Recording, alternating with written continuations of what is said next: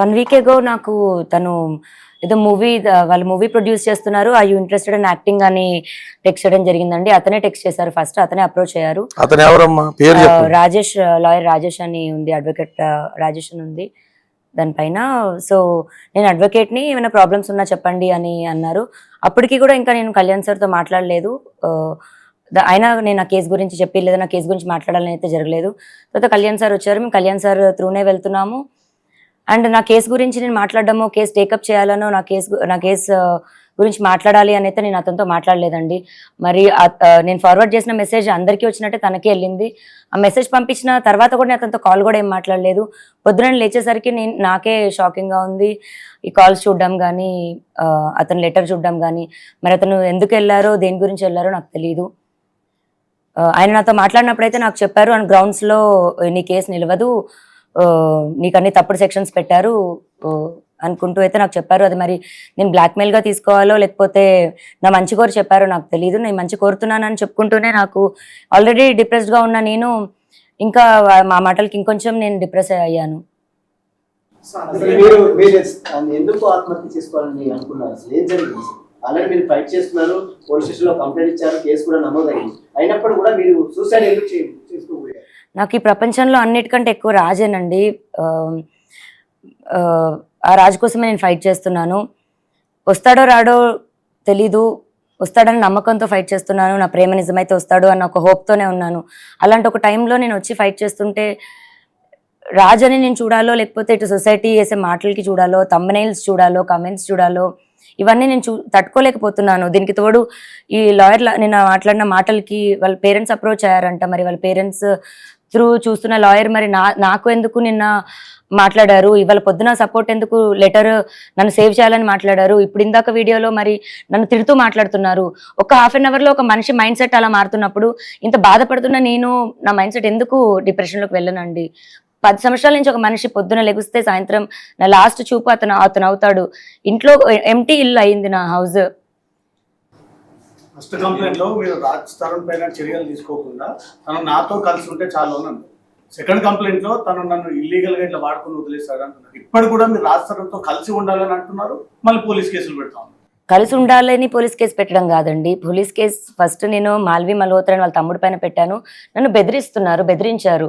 అది కూడా ఇంకా కంప్లైంట్ ఒక్కసారికి రాలేదండి. ఇప్పుడు వాళ్ళు ఉన్న 6 మంత్స్, అంటే నాకు విషయం తెలిసిన 6 నెలల తర్వాత ఇంకా నేను భరించలేక బయటికి రావడం జరిగింది. ఆ స్టేజెస్ ఎలా దాటిందంటే, ఇంకా లాస్ట్ మాకు తిండి కావాలని అడిగితే అతనికి ఫోన్ చేస్తే ఆవిడ ఎత్తడం కానీ, మా పరిస్థితి మేము చెప్తే ఆవిడ వెయ్యమని చెప్తే అతను డబ్బులు వేయడం, అది ఇంకా పీక్స్కి వెళ్ళిపోయింది. ఇప్పుడు మీ అందరికీ నేను ఓపెన్గా ఎక్స్ప్లెయిన్ చేయాలంటే రోజుకో విషయం బయటకు వస్తుంది. ఆ బయటకు వచ్చిన విషయం కూడా రోజుకు ఒక ట్విస్ట్ అని మీరు వేస్తుంటారు. ఇది ఒక్క రోజుది కాదండి, సంసారంలో ఇంకా అందరికీ జరిగినట్టే జరుగుతాయి. అండ్ ఆ మనిషి కావాలి అని అడిగాను నేను, అంతే. ఇప్పుడు పలానా రాజ్ తరుణ్ పైన కంప్లైంట్ పెట్టాలనలేదు, మాల్వి మల్హోత్రా పైన వాళ్ళ తమ్ముడి పైన పెట్టాను. వాళ్ళిద్దరితో నీకేం సంబంధం అన్న దగ్గర అఫ్కోర్స్ రాజు పేరు చెప్పాలి. అలా అక్కడ రాజ్ తరుణ్ పేరు అనేది వచ్చింది, కానీ రాజ్ తరుణ్ పైన కంప్లైంట్ పెట్టాలని నేను అనుకోలేదు. అవును, అది ఫస్ట్ కంప్లైంట్ పెట్టినప్పుడు అది రాసిచ్చాను. ఆ రాసిచ్చిన దాంట్లోని మాల్వి మల్హోత్రా చార్ట్ చూపించి రాసిచ్చాను నేను.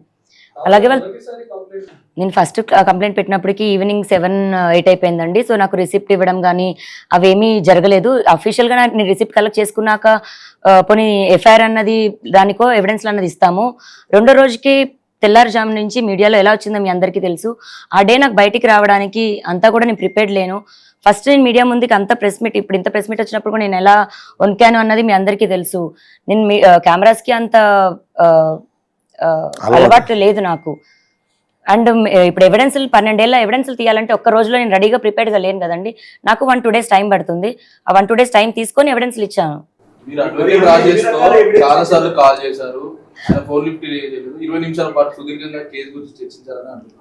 చాలా సార్లు కాల్ చేయడం ఏం జరగలేదండి, ఒక్కటే కాల్ జరిగింది. అండ్ అతను నాకు ఫస్ట్ ఎవరు అప్రోచ్ అయ్యారు? ఫస్ట్ అప్రోచ్ అయింది తనే అండి. నాకు అప్రోచ్ అయింది కూడా మూవీ అని, మీరు యాక్టింగ్ అంటే ఇంట్రెస్ట్ అని అప్రోచ్ అయ్యారు. లేదండి నాట్ ఇంట్రెస్టెడ్ అని చెప్పాను. తర్వాత నేను అడ్వకేట్ అని చెప్పారు. మీరు రాజస్థాన్తో మాట్లాడి మధ్యలో లావణ్య అని ఒక ఆడియో బయటకు వచ్చింది, దాని మీద మీరు ఏం చెప్తారు? ఎప్పటిది అసలు ఆడియో? ఇప్పుడు మళ్ళీ నా పోరాటం ఒకటవుతుంటే ఈ ఒకదానిపైన ఒకటి లేదండి, అది లాస్ట్ ఇయర్ సెప్టెంబర్ దండి ఆడియో. అది లాస్ట్ ఇయర్ సెప్టెంబర్ నుంచే నేను మెంటల్గా ఇల్లని ప్రూవ్ చేయాలి అని ట్రై చేస్తున్న టైంలోని 3 రోజులు నాతో అతను చేసిన ఏదైతే బిహేవియర్ ఉందో అప్పుడు నేను ఇంకా తట్టుకోలేక బర్స్ట్ అయ్యి నేను రియాక్ట్ అయ్యి నేను అలా అతను నాకు చేసిన ఇన్సిడెంట్ తర్వాత బిహేవియర్ కాలండి అది, ఈ బుర్ర పగిలిన ఇన్సిడెంట్ తర్వాత కాలేదు. అది మీరు పోలీసులను అడిగితే బాగుంటుందేమో అండి. నేను అడిగాను వాళ్ళతో టచ్ లో ఉన్నాను. స్టేట్మెంట్ అన్నది ఇవాళ కూడా మేము ఇవ్వాల్సి ఇవాళ 3 o'clock వెళ్ళి స్టేట్మెంట్ కూడా రికార్డ్ చేస్తున్నారండి. సోమవారానికి అతని మీద ఏం చర్యలు తీసుకున్నారనేటువంటిది, లేదా అతను యాంటిసిపేటరీకి కానీ క్వాషిక్ కానీ వెళ్తున్నాడు అనేటువంటి వివరాలు ఈ లోపల వాళ్ళ ఒక టీంని కాన్స్టిట్యూట్ చేస్తా అన్నారు. రాజ్ తరుణ్ వేరే బోర్డ్స్ అయితే ప్రస్తుతానికి వాళ్ళకి అందుబాటులో లేవనేటువంటిది మా అడ్వకేట్స్కి ఇచ్చినటువంటి వివరణ.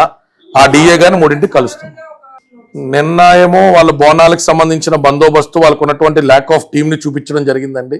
ఈ రోజు మా స్టేట్మెంట్స్ 3 o'clock తీసుకున్న తర్వాత 4 o'clock వాళ్ళ దగ్గర ఉన్నటువంటి ఏఎస్ఐ గారిని టీంని కూడా అతనికి ఉన్నటువంటి రెసిడెన్షియల్ అడ్రస్ ఏదైతే ఉన్నదో దానికి పంపిస్తామని చెప్పారు. రేపు శనివారం, ఎల్లుండి ఆదివారం అనేటువంటి విధానంలో నిన్న మాకు చెప్పినప్పుడు ఈ రోజు మాకు శనివారం నాడే క్లారిటీ ఇచ్చేసేయండి సార్, సో దట్ సోమవారం నాడు మీ చర్యలు మాకు సంతోషకరంగా లేకపోతే మేము తెలంగాణ హైకోర్టుని గౌరవప్రదంగా అప్రోచ్ చేయి ఉన్నటువంటి ఎఫ్ఐఆర్ మీద జరుగుతున్నటువంటి జాప్యం గురించి మేము మా పిటిషన్ ఫైల్ చేసుకుని రిట్ ఆఫ్ మ్యాండమస్ ద్వారా ఆ సూపరింటెండెంట్ ఆఫ్ పోలీస్ కి, అక్కడ ఉన్నటువంటి డిఏకి, ఎస్హెచ్ఓకి కూడా డైరెక్షన్స్ తీసుకుంటా అని చెప్పాం. Our draft with proofs is ready. If no kind of information is properly furnished by today, Monday morning first hours లో ఎస్ఆర్ నెంబర్ తీసుకుంటాం. ట్యూస్డే కాజ్ లిస్ట్ వచ్చేటట్టు చూసుకుని ట్యూస్డే మేము ఆర్గ్యుమెంట్స్ ని కమెంట్స్ చేస్తాం.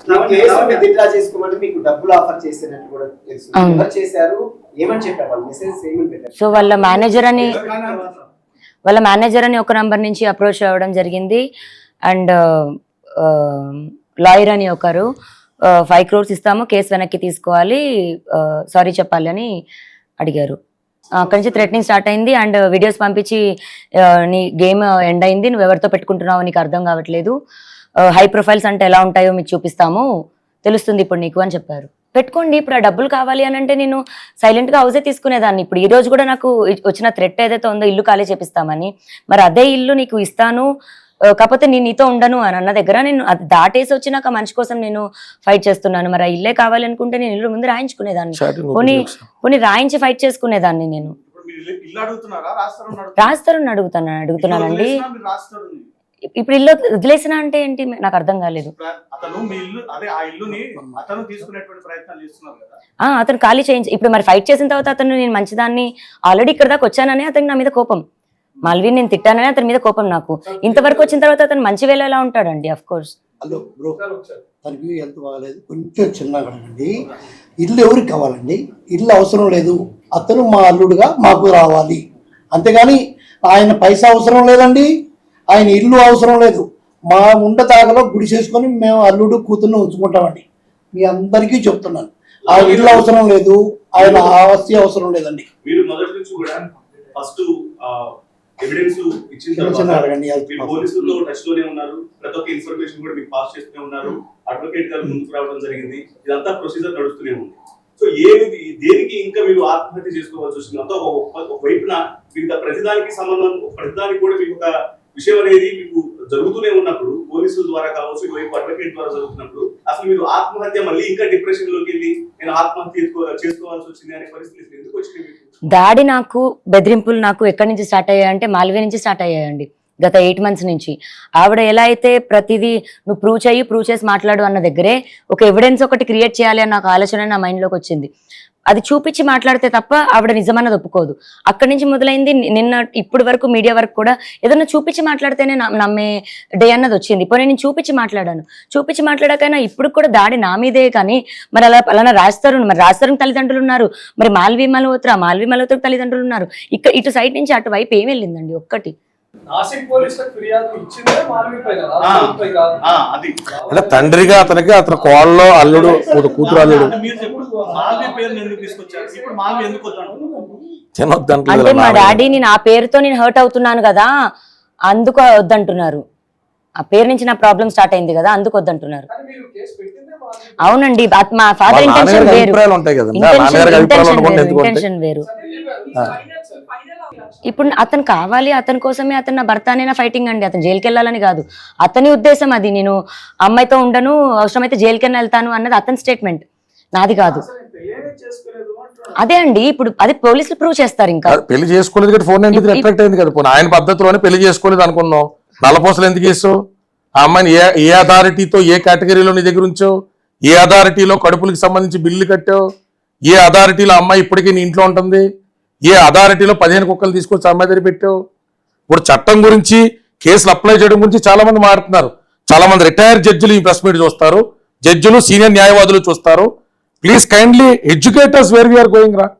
When there is a deceitful approach and there is some kind of cheating which is involved, which is against the chastity of a woman, 420 గానీ, బెదిరింపులకి 506 గానీ, 493 గానీ ఎందుకు పెట్టకూడదు?